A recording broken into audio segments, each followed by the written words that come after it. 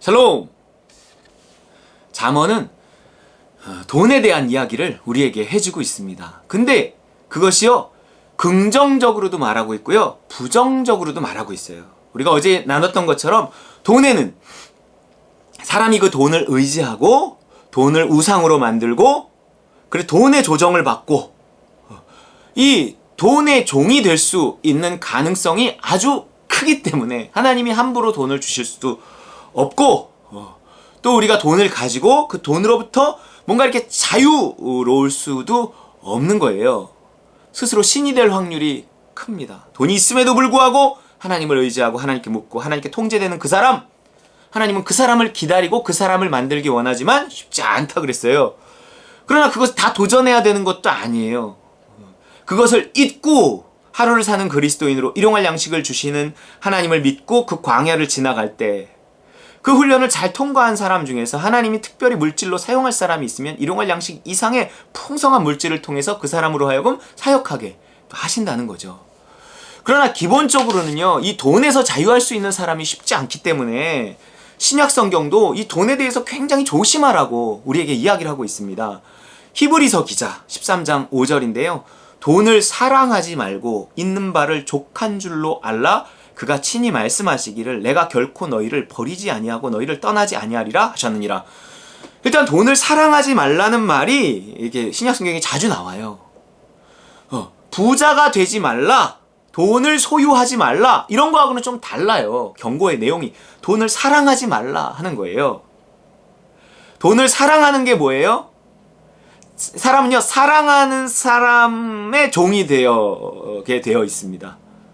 우리가 막 그 큰 등치를 가진 아버지들도요, 막 애들의 종이 되잖아요. 막 애들이 뭘 어떻게 하면 막 그 큰 등치가 막 뛰어다니고 막 기어다니고 막 이런단 말이에요. 왜요? 사랑하니까. 사랑하는 것에 종이 된단 말이에요. 돈을 사랑하잖아요. 그럼 돈의 종이 돼요. 돈이 시키는 대로 한단 말이에요. 돈을 의인화해서 맘몬이라고 부르기도 해요. 그래서 맘몬, 신이 있어요. 맘몬이라는 신, 그 돈의 조정을 받으면 돈이 말을 하기 시작하면 우리 돈이 말을 하잖아요. 그 돈이 자기가 섬기는 신, 우상이 되는 거예요. 우리 지갑에서 카드를 꺼내거나 현찰을 꺼낼 때 돈이 말을 해요. 너 이거 정말 여기에 써도 되겠어? 그러면 붙잡았다가 이거 어떻게 할까 고민한단 말이에요. 지갑에 이렇게 손을 얹고 어떻게 할까 고민한단 말이에요. 그때 어떻게 할까 이게 누구한테 묻는 거예요? 사실은 돈한테 묻고 있는 거예요. 맘몬이시여 어떻게 할까요? 야, 꺼내서 써, 투자해, 네가 그거 사, 이러기도 하지만 돈이 아니야, 그건 아니지, 여기다 이런 데다 돈 쓰면 안 되지, 막 이렇게 돈에게 물어봐요. 선악의 판단을 누가 해요? 돈이 하고 있어요? 맘몬이 하고 있어요? 우리가 그 맘몬의 어떤 지배를 받지 않고 맘몬이 시키는 대로 하지 않으려면 더 사랑하는 것이 있어야 되는 거예요. 그 더 사랑하는 것이 누구예요? 우리 하나님이잖아요. 하나님을 사랑하지 말고 이런 건 없단 말이에요. 우리 하나님을 사랑해야 돼요. 그래서 하나님이 시킨 대로 해야 돼요. 하나님이 뭐 주인이어서 왕이어서 무서워서가 아니라 하나님을 사랑해서 하나님이 시킨 대로 할 때, 그분은요, 나를 자기 아들의 목숨을 내줄 만큼 사랑하는 분이에요. 그분이 시킨 대로 해서 손해낼 게 하나도 없어요. 그분은 전지하고 전능해요. 누구도 나를 사랑하는 사람이 나에게 좋은 거라고 뭘 제시해 주지만 그게 잘못돼서 둘 다 얼마나 힘들어하는 게 많은데요. 그러나 우리 하나님은 달라요. 내게 딱 맞고 가장 좋은 것을 아신단 말이에요. 그리고 나를 정말 사랑하신단 말이에요. 그분의 뜻대로 사는 게 당연하죠. 예수를 그리스도로 모신다는 게 그거예요. 하나님을 사랑해야 된단 말이에요. 근데 돈을 사랑한다고요.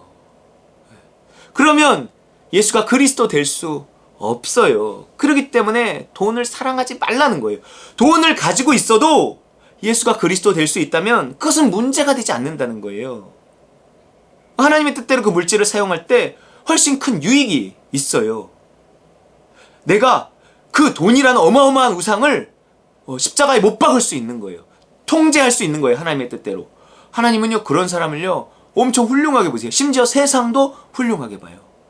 저 사람은 돈의 지배를 받지 않고 돈의 노예가 되지 않고 돈을 다스리네? 이러면요, 그것은 세상에서도 인정받을 수 있는 사람이 되는 거죠. 돈을 사랑하지 않을 수 있는 방법이 뭐냐면 있는 바를 족한 줄로 알라. 만족이에요, 만족. 먹을 것과 입을 것이 있은즉 족한 줄로 알지니라. 만족. 그 어떤 만족함이 돈의 노예가 되지 않는 법이, 결핍이 채워져야 돼요. 만족이 어디서 와요? 결핍이 어디서 와요? 하나님의 부재에서 와요. 인간의 근원적인 결핍은 인간이 선악과를 따먹고 하나님에게서 떨어져 하나님의 자리가 하나님으로 채워지지 않으니 이 자리에 대한 결핍이 있어요. 뭔가 허전해요. 그럼 이 허전한 자리를 뭘로 채우려고 해요? 돈으로 채우지는 못해요. 그러나 돈을 벌잖아요? 그러면 그 돈이요, 그 돈을 사랑하는 사람들의 사랑을 내가 끌어들여요. 모아요. 나의 돈을 사랑하는 사람들의 사랑을 받을 수 있어요. 그래서 그 사람들, 돈을 사랑하는 사람들의 그 사랑을 끌어모아서 내가 그 돈 조금씩 나눠주면서 내가 그 사랑으로 나를 채우는 거예요. 그럼 마치 하나님의 사랑을 채우듯이 만족감이 있고 행복감이 있고 막 실제로 이래요. 돈이 있으면 그 돈을 어떻게 쓰느냐에 따라서 가족에게도 인정받고요, 주위 사람들에게도 사랑받고요. 그러니까 마치 빈자리가 채워지는 듯하지만 사람의 사랑으로 채울 수 없는 하나님의 자리라고요. 사람의 사랑도 필요하지만 근원적으로 하나님의 자리라고요. 그러니까 그런 걸로 만족할 수 없죠. 그리고 사람이 내가 가진 돈에 의해서 사랑을 줄까 말까를 결정하니까 나는 더 돈의 종이 될 수밖에 없고 돈을 사랑할 수밖에 없어요. 왜요? 그 사람들의 사랑을 원해서 돈을 더 사랑하는 거예요. 그렇기 때문에 족한 줄로, 만족, 먹을 것과 입을 것이 있은즉 만족, 가난하게 살라는 게 아니에요. 만족이 어디 있어요? 먹을 것과 입을 것만 있는데도 만족. 거기 잘 것도 필요 없어요. 먹을 것과 입을 것. 만족 어디에 있어요? 하나님의 사랑으로 나를 채우라는 거예요. 돈을 사랑하지 말고 하나님의 사랑으로 나를 채우라는 거예요.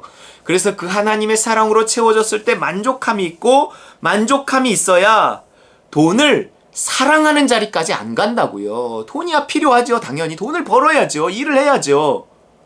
하지만 내 이 하나님의 자리를 채우려는 목적에서 돈을 버는 거는요, 돈의 종이 됩니다. 이렇게 근본적인 것을 돈으로 해결하려고 하면 안 된다는 거예요. 이 기초는 채워놓고 그리고 돈을 벌면 그 기초 위에 세워지는 거니까 그거는 상관이 없어요. 그가 친히 말씀하시길 내가 결코 너희를 버리지 아니하고 너희를 떠나지 아니하리라. 내가 너희를 사랑해, 너희를 보호하고 있어. 너를 믿고 하나님의 사랑으로 우리의 빈자리가 채워지면요, 이런 하나님을 향한 신뢰가 생겨요. 그러면 뭔가 든든하고 평안하고 뭔가 내가 굶어 죽을 것 같지 않고 무슨 큰일이 날 것 같지 않고 그런 두려움으로부터 자유해진다고요. 그래야 돈을 의지하고 돈을 사랑하는 것에서 자유로울 수 있어요. 왜냐하면 돈이 또 나를 보호한다고 생각하거든요. 돈이 근원적으로 나에게 행복을 가져다 줄 뿐만 아니라 내가 그 돈으로 인해서 보호받는다 이렇게 생각을 한단 말이에요. 아니요, 그거 다 하나님의 역할이에요. 우리의 근원적인 어떤 이 인간의 어떤 공허한 빈자리를 채워주시는 분, 그래서 평안하게 하시는 분, 만족하고 든든하게 하시는 분도 하나님이시고요. 또 그 하나님이 늘 내가 그 하나님을 신뢰하며 우리에게 어떤 평안을 주시고 든든함을 주시고 뭔가 걱정과 두려움 없이 살아갈 수 있게 하시는 게 다 하나님이 하시는 일이에요. 하나님 우리 안에 들어오셔서 그분의 사랑이 채워짐으로 말미암아 하나님이 나를 버리지 않고 떠나지 않을 것이다. 어떤 그러한 신뢰, 그리고 그분의 사랑에 대한 확신, 이런 것을 가지고 살아가야 돼요. 그 어떤 나에게 그런 두려움을 이기게 하고 확신을 갖게 하고 평안하게 하고 행복하게 하는 것이 하나님이니 나는 하나님을 더 사랑하고 하나님에게 더 중독되는 거죠. 근데 그 역할을 돈이 하게 해서는 안 된다고요. 돈이 우리의 빈자리를 채워서 뭔가 우리로 하여금 사람의 사랑을 끌어들여와서 무언가 채우고 만족함을 얻게 하고 또 무언가 그 돈이 나를 지켜주고 문제를 해결하고 그래서 돈을 신뢰하게 되고 이러면 돈에 대한 어떤 그런 의지하는 마음이 더 커지고 그 우상은 점점 더 커질 수밖에 없다는 것입니다. 그러니 돈을 사랑하지 말라 이렇게 이야기하는 거예요. 돈은 필요합니다. 그러나 위험합니다. 돈으로 우리의 기초를 삼아서는 안 되는 거예요. 돈이 우리를 보호해 줄 것이다 이렇게 신뢰해서도 안 되는 거예요. 아니 실질적으로 돈이 그런데 쓰이잖아요. 쓰이죠. 그러면 내가 하나님만 믿고 하나님의 사랑으로 채워지고 있으면 돈이 없어도 된다는 말입니까? 그건 아니죠. 돈이 있어야 돼요. 근데 그때 주시는 돈은 다르다고요. 그 돈을 하나님이 주셔요. 하늘에서 뚝 떨어집니까? 아니죠. 내가 어떤 뚝 떨어질 때도 있어요. 만나처럼. 그리고 내가 하는 모든 수고와 노력을 통해서 하나님이 또 공급하셔요. 그러면서 나의 필요들을 채워가시죠. 그러나 필요 이상으로 너무 많이 주셔갖고 내가 그것을 신이 되고 의지하고 살아가게끔은 안 하세요. 일용할 양식을 공급하십니다. 그러나 내가 하나님을 향한 신뢰가 든든하면 그 물질은 다양한 용도로 쓰이기 때문에 꼭 나의 필요만이 아니라 나의 필요가 커지는 거죠. 사람이 사랑하잖아요. 누군가를 사랑하고 교회를 사랑하고 사람을 사랑하고 이웃을 사랑하고 그러면 필요가 커져요. 그럼 하나님이 그 필요를 그 커진 사랑에 맞는 필요를 채우기 위해서 하나님이 또 넉넉히 우리에게 공급하시는 것입니다. 그 사명 감당하고 교회를 섬기고 이웃을 사랑하게 하기 위해서 그게 이렇게 함께 커져가야 하는 거죠. 그 이상의 무엇을 우리가 추구하고 하나님께로부터 뺏으려고 해서는 안 돼요. 그 소용도 없고 그 부작용 납니다. 돈을 사랑하지 말고 우리 정말 하나님의 사랑으로 우리가 충만하여지고 하나님을 신뢰함으로 말미암아 하나님 믿을 만한 사람이 되어 하나님께서 믿고 맡기는 저 여러분 되시기를 주의 이름으로 축원합니다.